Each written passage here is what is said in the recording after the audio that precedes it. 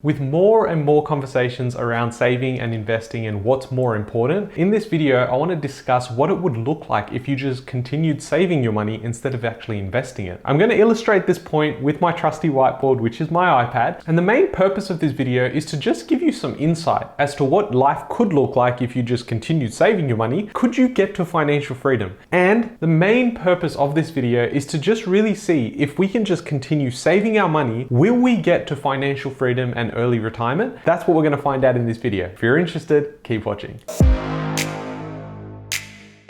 Hey guys, my name's Ravi and welcome back to Personal Finance with Ravi Sharma. If you're new here, smash that subscribe button because I talk about real estate, cryptocurrency, and financial freedom. If you're after more ongoing information around the economy, around how you can adapt your strategy and what other choices are out there, then definitely go to the link in the description below. Join the VIP group. That is where I am every single day. Now let's jump into my trusty whiteboard. Here I've got financial freedom through savings, question mark. So savings versus investing. So what I'm going to do is I'm actually going to do this with a case study. So in this case study, we're going with the average income that is in Australia right now, which is $85,000 per person. We've got the median house value of $740,000 as our base case. Now, a lot of people that I speak to want to buy their own place. They want to go and pay that off over the next 30 years, but they also want to retire on their own terms. So that's what we're going to discuss here, find out if it's actually possible. So here we're basing this on a single person and they go and buy this house for $740,000 at a 90% LVR. Now the current interest rate at the moment, interest plus principal that I found online was 2.2%. And that would mean that your loan value is $666,000 because you're putting in a 10% deposit. You then also have your ongoing repayments, which would be $2,526 per month. Now this could go up, it could go down, depending if this is an actual fixed rate or it's a variable rate. But for the purpose of this video, we're going to say that it stays consistent over the long term.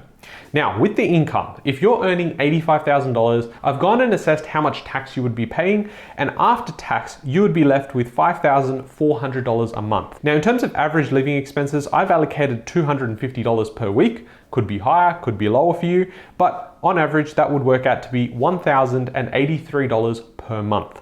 So what do our numbers look like? Our total income is $5,400, our total expenses are $3,600, and our total savings would work out to be $1,800 a month. Now, after 12 months, we would be at $21,600.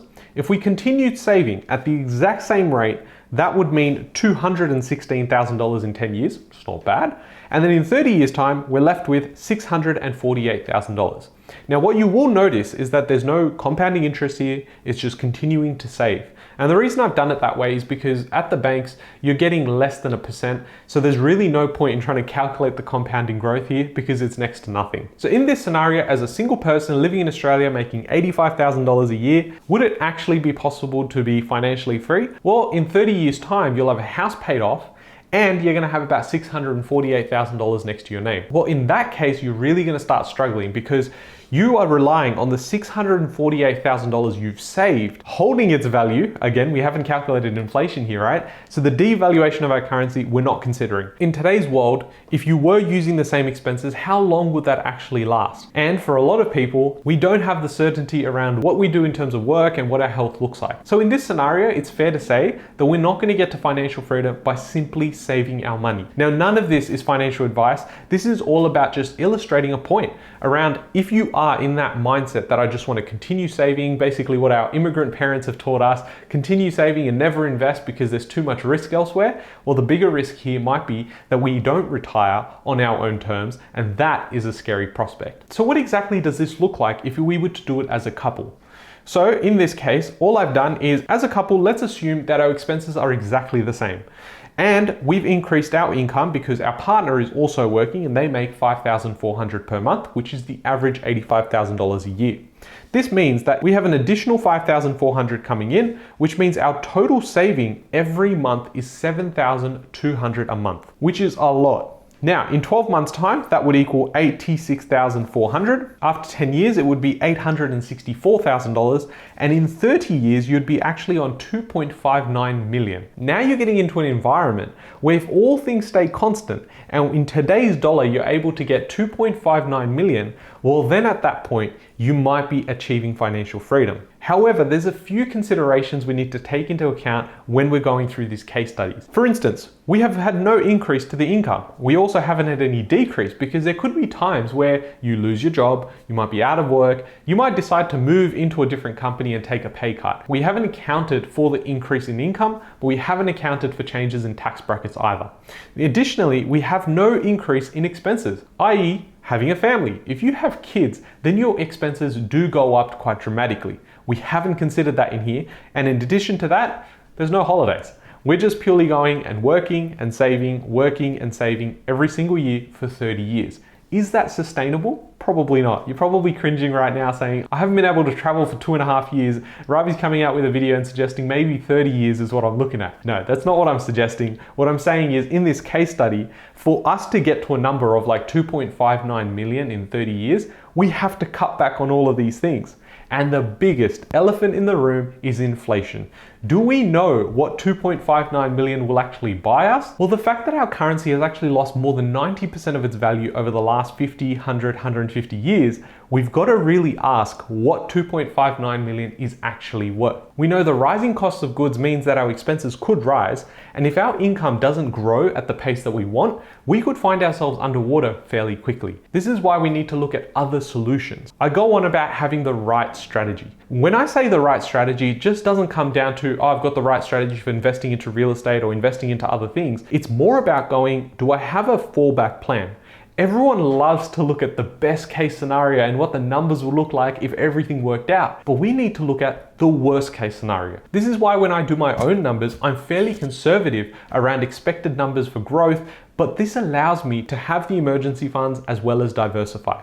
And that is my next point, is diversifying is underrated. Yes, I've come on this channel and I've said before, look, if you know something so well, go heavy into it. It does, however, increase your exposure into one asset class. You may ask yourself, what gives you peace of mind and the sleep at night factor? And that might be diversifying across other things. Additionally to that, everything has different business cycles, and that allows you to take advantage of the velocity of money concept. Moving it from one asset to another and just diversifying allows you to take advantage of each asset class. In addition to that, hand in hand is upgrading your financial literacy and actually investing.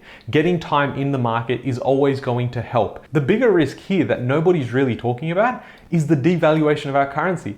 Effectively, if we have inflation growing at 3% every year, that means the investment, which is my cash, is losing 3% every year.